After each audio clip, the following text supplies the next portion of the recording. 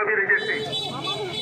আমরা কেন্দ্র সরকারের কাছে তথা সম্মানীয় প্রধানমন্ত্রীর কাছে আমরা আবেদন রেখেছি, ভারতবর্ষের ঝাড়খণ্ড রাজ্যে রাজ্য পশ্চিমবঙ্গের সম্মানীয় মুখ্যমন্ত্রী মাননীয় মমতা বন্দ্যোপাধ্যায় এই জায়গা থেকে নির্মাণ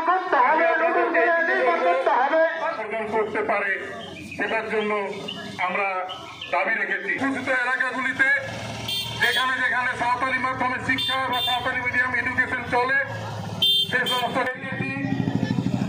শিক্ষকের কথা ভাবা হচ্ছে, তখন আমরা অনুরোধ করব এর সমাধানের একমাত্র পথ।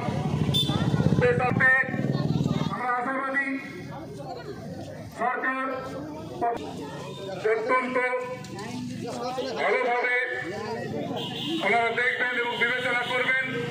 এবং হয় না, একটা বান্দরের হয়তো পয়সা দেন না, পয়সা চাকরি করি যারা বড় বড় আধিকারিক, এখানে একটা একটু ক্লারিফিকেশন করা দরকার। সেই সমস্ত আধিকারিকদের ছেলে মেয়েরা কোথায় পড়ে, তারা একটা স্কুলে পাস ফেল থাকবে না, যে স্কুলে পরীক্ষা ব্যবস্থা থাকবে না, যে স্কুলের ভিতরে টাকা আছে, তাদের পয়সা আছে, তারা সেই জায়গায় যাচ্ছে না।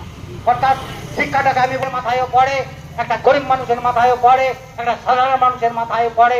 ঠিক তেমনি ভাবে শিক্ষা বিদ্যাসাগরের শিক্ষা করার শিখেছি, সেখান থেকে আমরা ইতিহাস বই পড়েছি, আর ইতিহাসের উপর তারা পাল্টি কেন এগুলো করছে। এটা আরো একটা স্কুলগুলোতে কলেজগুলোতে গভর্নমেন্ট জানে না, গভর্নমেন্ট সমস্ত বিষয়গুলোই জানে, কিন্তু কেন সেটার ভিতরে স্টেপ নেওয়া হচ্ছে না, কি কারণে স্টেপ নেওয়া হচ্ছে না।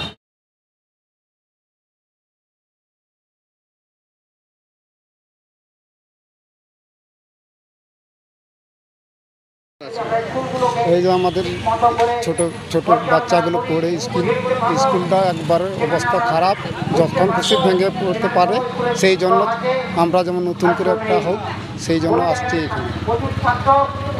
আপনার সন্তান পড়ে, আপনার সন্তান পড়ে কেন এসছেন? এটা তপসিয়া চক্রের জামুয়া প্রাথমিক বিদ্যালয়। দীর্ঘদিন ধরে বিদ্যালয়টি সংস্কার হয়নি, এটা মেরামতযোগ্যও নয়। আমরা মার্চ মাসে বিডিও এবং এসআইকে জানিয়েছিলাম যে এই গৃহে বসা যাবে না, এবং বাচ্চারা গৃহের ভেতরে বসেনি, বারান্দায় বসে, খাওয়ার পরে শুকনো হলে আবার পড়তে বসে। খুবই কষ্ট, রোদে বৃষ্টিতে খুবই কষ্ট, সেটা নতুন ভবন করা দরকার। আমরা সংগঠনগতভাবে এডিএম সাহেবকেও জানিয়েছিলাম, কিন্তু সুরা হয়নি বলে আজ ওই জামুয়া গ্রামের সমস্ত ছাত্রছাত্রী তারা স্কুল বয়কট করে আজকে ডিএম সাহেবের কাছে এসছে দেখা করতে, তাদের প্রতিবাদপত্র তাদের গার্ডিয়ানরা গেছেন তুলে দিতে। আমরা চাই যে অবিলম্বে স্কুলের উপযুক্ত ভবন তৈরি করা হোক। আবার অনেক বিভিন্ন সূত্রে আমরা জেনেছি যে ঝাড়গ্রাম জেলায় 479টি স্কুল তুলে দেওয়ার একটা পরিকল্পনা আছে। সেই পরিকল্পনা ঘুরপথে কার্যকর করবার জন্যই বিল্ডিংয়ের টাকা ফাংশন হচ্ছে না। আবার সংবাদপত্রে এও জেনেছি যে 21টা জেলাতে টাকা পয়সা খরচের ব্যাপারে ঝাড়গ্রাম জেলা সবচেয়ে পিছিয়ে আছে। আমরা ডিএম সাহেবের কাছে আবেদন করছি, দাবি করছি যে ছাত্রছাত্রীদের সুরক্ষার কথা ভেবে অবিলম্বে নতুন ভবন